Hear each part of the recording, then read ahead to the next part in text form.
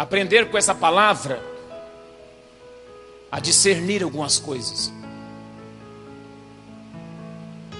Aprender com essa palavra a ter o discernimento de espírito. Amém? Quem quer ir comigo nessa palavra, diga glória a Deus.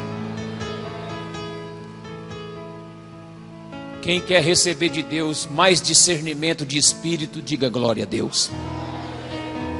Na minha visão, um dos dons que a igreja mais deveria buscar é o dom de discernimento de espírito. E não busca. É por isso que sofre. Porque não tendo discernimento, falta-lhe conhecimento. O discernimento desenvolve o conhecimento de Deus a nós.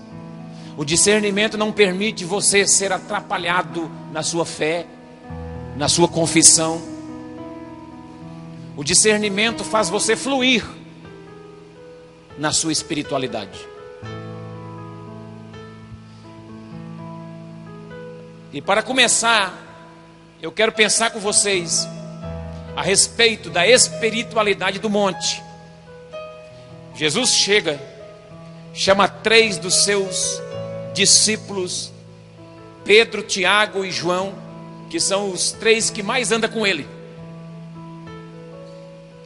Daquela turma de 12, esses 3 sempre estavam junto com Jesus, quando Jesus estava em alguma missão especial. Eles eram mais chegados de Jesus, mais próximos. E ele tira Pedro, Tiago e João para um lugar retirado, para um monte, para orar. O texto diz isso. Esse texto faz parte dos evangelhos sinóticos. O que é evangelho sinótico? Mateus, Marcos e Lucas. São os evangelhos sinóticos. João não entra nessa lista. O 4º evangelho é João, não entra nessa lista. Por que sinóticos? Porque esse texto aparece em Mateus e aparece também em Marcos. Não aparece em João. Mateus, Marcos e Lucas é conhecido como evangelho sinótico porque os 3 tratam de assuntos, do mesmo assunto, com uma visão e um público diferenciado. Amém? Esse faz parte desses textos. Você pode conferir esse texto depois em Mateus e também em Marcos. Mas olha, veja bem, que antes de entrarmos propriamente na mensagem, é necessário a gente ter com clareza aqui algo sobre a espiritualidade do monte. Jesus arranca aqueles 3, vai para o monte para orar. E esse monte vai revelar uma espiritualidade. Vai acontecer uma transfiguração. O lugar vai se encher de glória. O lugar vai se encher da presença de Deus. Vai se aproximar daquele lugar Moisés, e vai também chegar ali Elias. Então no mesmo lugar está as 3 pessoas mais importantes da Bíblia: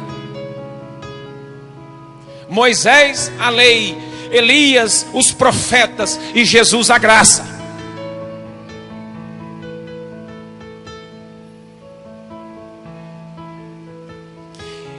E esse é um texto de transição, porque Jesus vai cumprir a lei na vida dele e vai cumprir a profecia.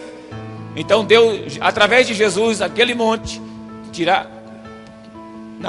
Jesus queria mostrar para aqueles discípulos que a lei, através de Moisés, estava em Jesus, e que o profetismo na vida de Elias estava também em Jesus. Então em Jesus reside a lei, em Jesus reside a profecia, e em Jesus reside agora a graça. Jesus vai orar, e o texto diz que ele se transfigura. A Bíblia diz que o seu rosto brilha, mas não só o rosto, as suas vestes. E eu estava lendo algo interessante. Hernandes Dias Lopes fala que quando o texto menciona que as vestes deles também, de Jesus também resplandecia, tem um ensinamento, tem uma lição importante para nós, porque as vestes falam muito a nosso respeito. Você pensa que não, mas a sua vestimenta diz quem você é.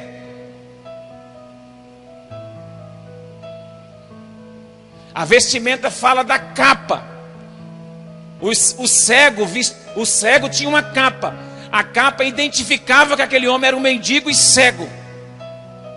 A hora que Jesus chama o cego, ele solta a capa, porque ele começou a enxergar, começou a ver. Ele dá um salto, tira a capa, já não é mais cego. A capa representava a cegueira. As nossas vestes representam quem somos. Então as nossas vestes devem brilhar. Não só o rosto, mas também as vestes. Jesus brilhava o seu rosto e brilhava as suas vestes. Isso fala de uma espiritualidade. O contexto em que Jesus levou aqueles 3 discípulos ali era para orar, e aquele lugar ficou impactado de uma espiritualidade pesada, de uma glória pesada. Estava cheio de Deus o ambiente. Havia um êxtase espiritual. Amém? O monte revela um êxtase espiritual, mas só que na vida dos discípulos revela um êxtase sem entendimento. Olhe para mim. Não adianta você estar extasiado no poder de Deus sem o entendimento. Não adianta você desfrutar de algo poderoso sem o entendimento, sem o conhecimento, sem a revelação. Os discípulos vão mostrar nesse texto que o ambiente glorioso que estava ali era para eles ter clareza do que estava acontecendo, era para eles ter um entendimento do que estava acontecendo. O momento era propício, o momento era de glória, o momento era de uma espiritualidade tremenda. Mas os discípulos vão revelar aqui uma falta de discernimento tremenda. Não adianta, irmão, o fogo está pegando e você não tem entendimento. Não adianta, o culto pode estar pipocando, e se você não tiver entendimento, não valeu nada o fogo pegar. É o entendimento que faz o fogo pegar, e não o fogo que faz o entendimento. Irmão, Deus primeiro quer que você tenha o discernimento, para depois você pisar na brasa, pisar no fogo, a clareza. Deus quer revelar isso, sabe por quê? Porque senão a nossa espiritualidade fica rasa, fica mística e fica sem discernimento. Os discípulos vão revelar uma espiritualidade rasa, uma espiritualidade mística, uma espiritualidade sem discernimento. E o ambiente era bom. O ambiente tinha Moisés, tinha Elias, tinha Jesus se transfigurando, e os discípulos dormindo com sono.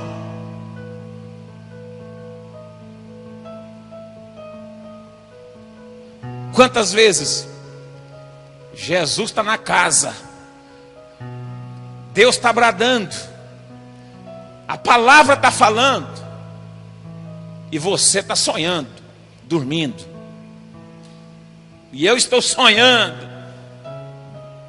Dorme que chega baba, e não é fisicamente não, às vezes alguns é fisicamente, dorme mesmo, cochila, mas outros é sono espiritual, está vivendo um sono espiritual.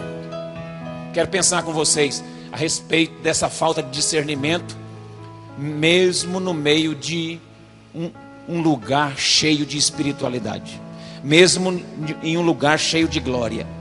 Jesus levou eles para orar, mas eles não oravam. Diante da glória eles dormiram. Faltou na vida deles uma expectativa naquilo que é sagrado. Eles experimentam o êxtase espiritual, mas não tem discernimento.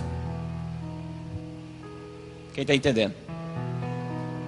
O texto diz isso. Jesus chamou eles para orar, e a Bíblia vai dizer que eles não estavam orando. Jesus manifestou a glória, se transfigurou. No verso 28 e 29 diz isso. E eles estavam dormindo. Então, irmão, estava faltando expectativa com relação àquilo que é sagrado. E eu faço uma pergunta para você: qual é a sua expectativa naquilo que é de Deus? Como você se prepara para viver um ambiente de glória? Qual é a sua expectativa? Eu vou hoje para esse culto porque tem que ir. Eu vou hoje para o culto porque minha mãe chamou. Eu vou hoje para essa vigília porque senão o pastor, o que ele vai pensar de mim? Eu vou hoje para esse culto dos jovens porque senão o Rude mais a Ana vai me ligar. Eu vou hoje porque senão vai ser a mesma coisa, os mesmo louvor, mesma oração, tudo igual. Para que está todo dia na igreja? Qual é a expectativa do seu coração com o sagrado, com aquilo que é de Deus? Os discípulos estavam com sono.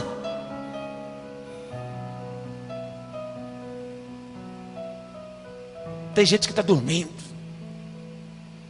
diante do poder, diante da glória. E essa postura em face da espiritualidade é que gerou um discernimento, uma falta de discernimento na vida deles. E eu quero pensar com vocês a respeito disso. O que eles não discerniram? O que eles não discerniram aqui no texto? Primeiro, não discerniram a pessoa de Jesus. Verso 33.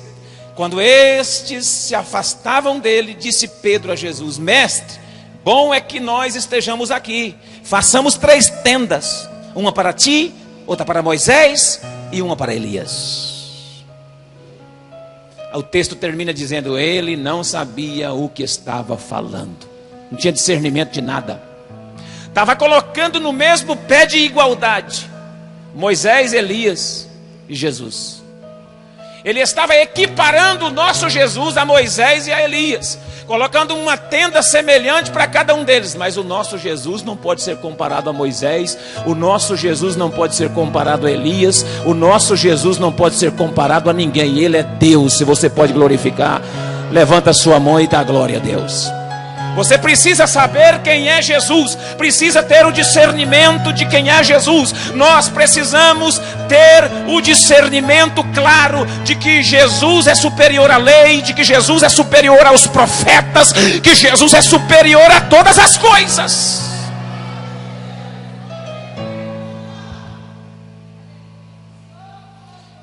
Quando nós não temos o discernimento de quem é Jesus, nós construímos as nossas tendas. Quando nós não temos o discernimento de quem é Cristo, nós fazemos as nossas casinhas, fazemos as nossas igrejinhas, fazemos as nossas reuniõezinhas, fazemos as nossas panelinhas.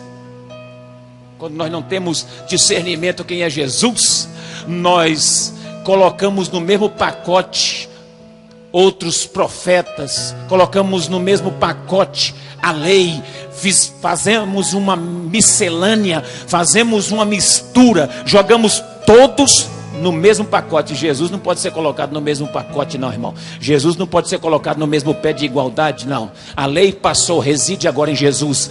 Os profetas passaram, reside agora em Jesus. E a graça está nele, ele é a representação direta do sacerdócio, do profeta e do rei, que ele é rei dos reis e senhor dos senhores. Saiba quem é Jesus, porque senão você vai adorar outra coisa.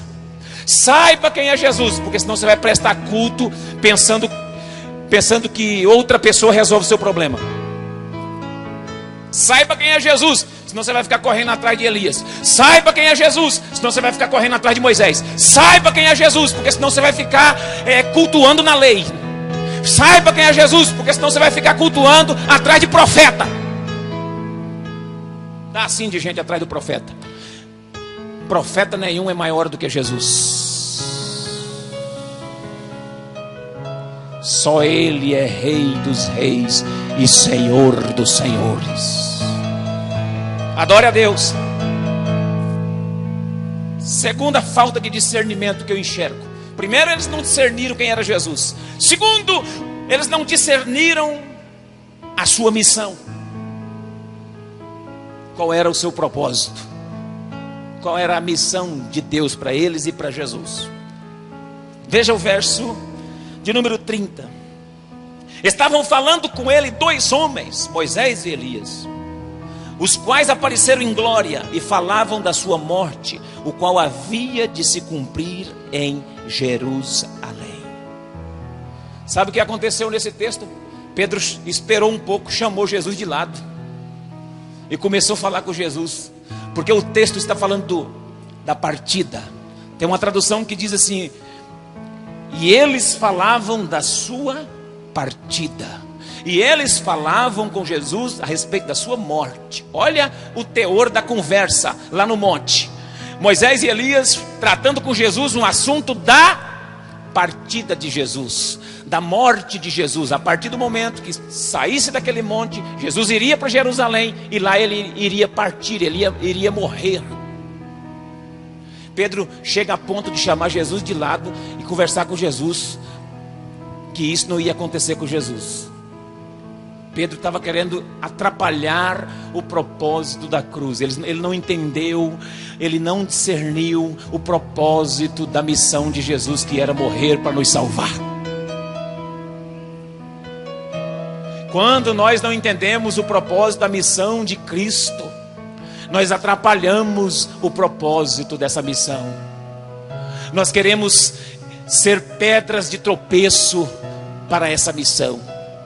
Quando você não entende o chamado de Deus, qual é a missão do Senhor nas nossas vidas, nós, mesmo até sem querer, atrapalhamos o propósito da missão.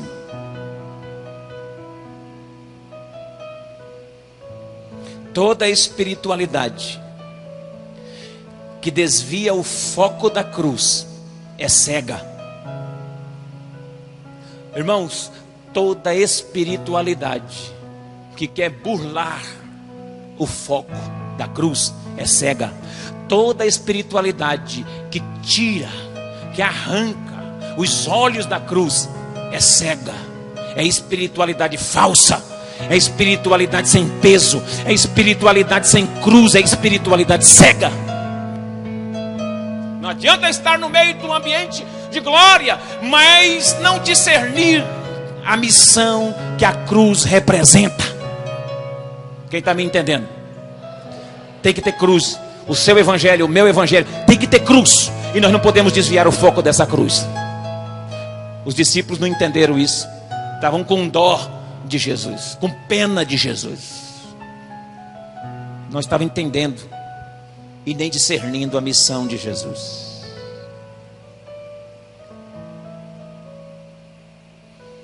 Outra coisa, terceiro, eles não discerniram o próprio ministério deles. Verso 33. Quando estes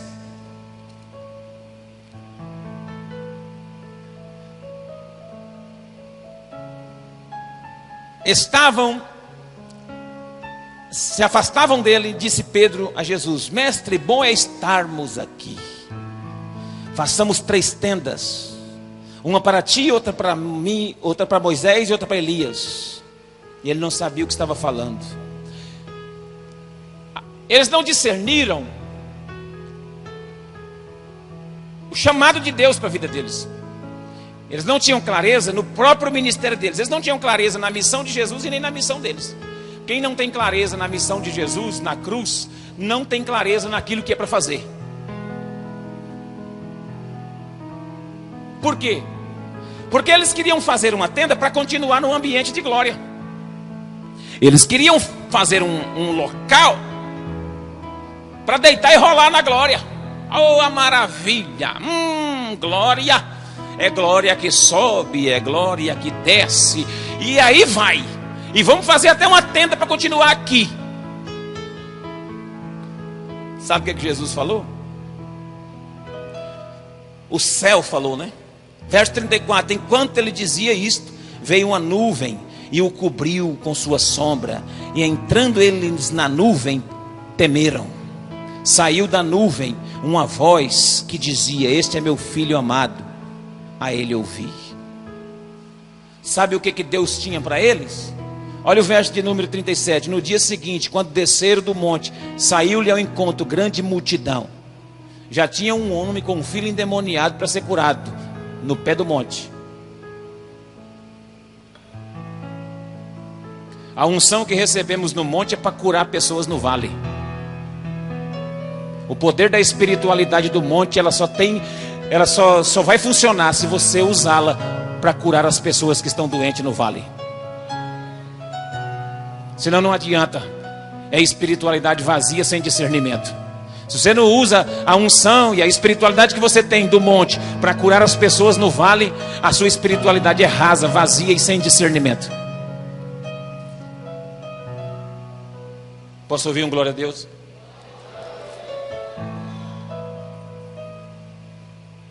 A sua célula pode ser um ambiente de glória tremendo, mas se não tiver o foco da missão que é de Jesus, que é a cruz, e se não tiver o propósito, o ministério dessa célula, que é descer dessa espiritualidade para o vale e encontrar pessoas ali para curar, ela não tem propósito nenhum. Eles queriam ficar na tenda. Isso aí, Hernando Dias Lopes chama isso de evangelho de fuga. Evangelho de fuga. Está cheio de gente vivendo um evangelho de fuga. Ó irmão, lá na sua casa dá para ser uma célula abençoada, não dá? Ele, negativo, pastor. Isso é evangelho de fuga. Você está querendo a glória, a unção, a tenda do avivamento, mas não quer a tenda do comprometimento, que é no vale, que é a tenda do glória a Deus e aleluia, mas não quer a tenda do levanta e anda, que é lá no vale, para ter comprometimento.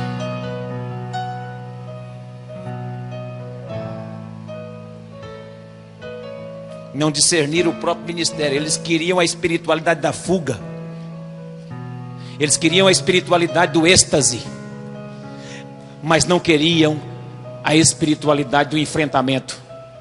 Ei, se o seu evangelho é só o evangelho de êxtase, você corre o risco de se tornar um crente místico e espiritualizado, não espiritual.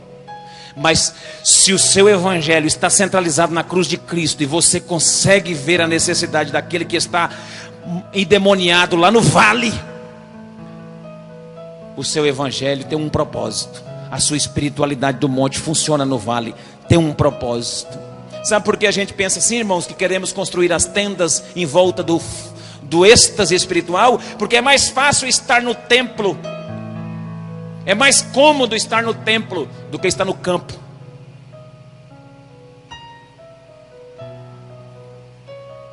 É melhor estarmos vivendo no templo, adorando, sentindo a glória, do que estar no campo, limpando as feridas, curando gente traumatizada e demoniada, perdida.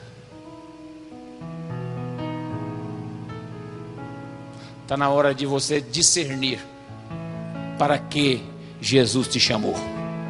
Está na hora de nós discernirmos para qual obra, qual o chamado de Deus, o chamado de Cristo para mim e para você. Aleluia.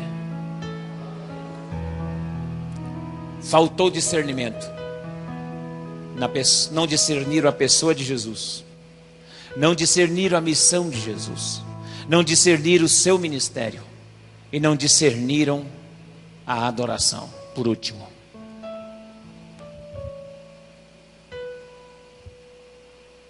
verso de número 34. Enquanto ele dizia isto, veio uma nuvem e os cobriu com a sua sombra, e entrando eles na nuvem, tiveram medo. Saiu da nuvem uma voz que lhe dizia: este é meu filho amado, a ele ouvi. O verso 34 diz que quando eles terminaram de dizer isso, veio uma nuvem e cobriu.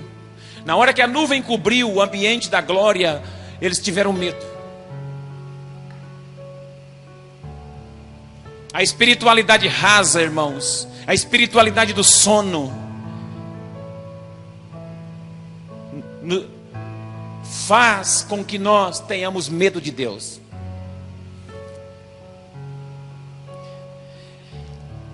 Eles revelaram a espiritualidade marcada pela fobia, pelo medo. O medo do sagrado, o medo de Deus, fobia da glória de Deus. Sabia que tem crente que tem medo da glória de Deus? Sabia que tem crente que tem medo das coisas de Deus? Tem crente que tem medo de sair daí da cadeira e vir aqui no altar. E o medo? Chega, treme. Os discípulos estavam assim, com medo do peso da glória de Deus, com medo da presença, fobia da presença de Deus, espiritualidade marcada pelo medo. Eles não têm intimidade na oração, eles dormem na hora que era para orar, e agora revela medo da comunhão. Quando você não tem intimidade na oração, você vai ter medo da comunhão com Deus. Quando nós não temos intimidade na oração, certamente teremos medo da comunhão. Vou repetir: quem não tem intimidade na oração, certamente tem medo da comunhão.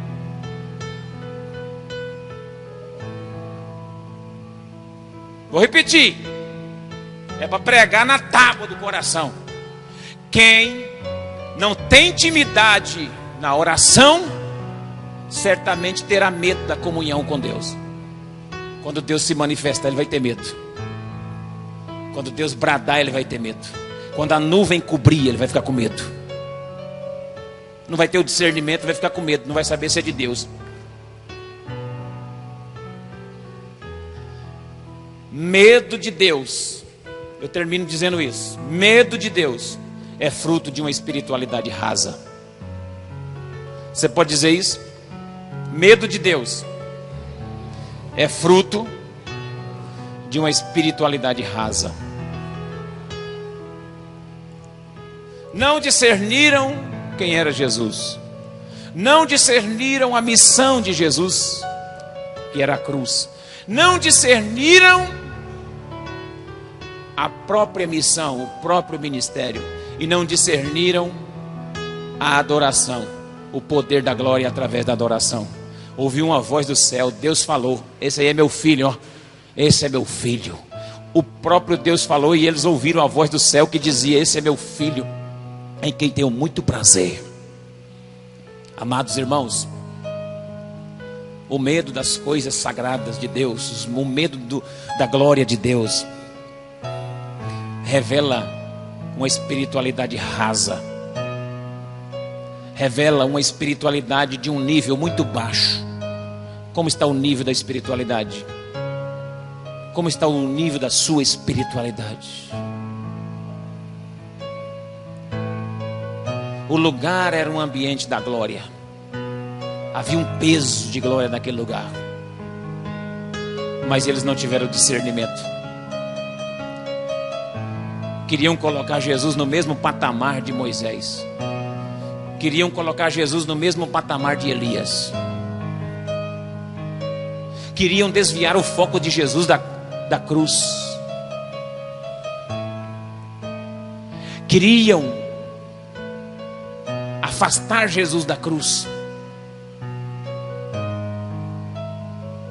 Eles queriam ficar naquele lugar enquanto pessoas lá no vale estavam morrendo. Olhe para mim. Enquanto tem gente morrendo, tem muita gente dando glória. Para quê? Nós somos cheios da unção de Deus. Para quê? Para que serve se não for para acudir aquele que está morrendo no vale? devemos ter o discernimento. Nós não podemos viver o evangelho de fuga. Tem vizinhos seus precisando de Deus. Tem famílias do seu lado que está precisando de um milagre, e você tem um milagre para oferecer a ele. Se você não tem e tem medo, é porque a sua espiritualidade é rasa. Você não está nutrindo a espiritualidade em Deus. Quantos querem receber uma unção para começar a agir, a ter o discernimento do que Deus está te chamando? Para você parar de ser simplesmente um frequentador de igreja, mas para que você seja um instrumento de Deus na face dessa terra. Eu não posso ser simplesmente um membro frequentador de uma igreja. Isso é muito bom. Eu preciso ser um agente de milagres. Eu preciso ser um homem e uma mulher cheia de discernimento do Espírito. Quem é Jesus? O que Ele faz? O que Ele mandou fazer?